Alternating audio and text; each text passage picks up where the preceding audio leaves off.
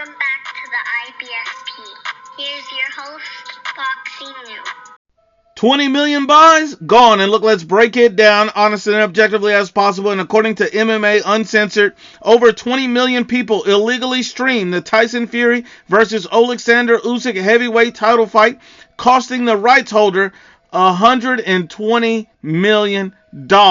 That's an insane amount of people illegally streaming one fight. Think about it like this.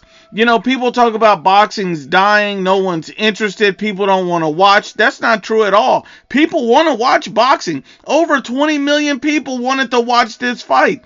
And guess what? None of them wanted to pay for it. That's exactly right. So when you see that people say boxing is dying, it's fading away, that's not the case at all. You see a lot of these pay-per-view numbers dip completely is because people don't want to pay. They're pulling out the fire sticks. These guys are illegally streaming these fights. They're not supporting the sport. They're not supporting their fighters. And you see also every fight is on pay-per-view. So I'm sure as a consumer, most fans don't want to pay pay-per-view for every single fight. Every time somebody fights a basic fight, they don't want to see it on pay-per-view. Nobody want to see Tank Davis beat up a journeyman on pay-per-view. No one wants that. People want to see massive mega fights on pay-per-view. They want to see entertaining fights on pay-per-view. So this is very unfortunate. According to Steven Espinosa, he stated last year that piracy is depressing pay-per-view buys by at least 30 to 40%.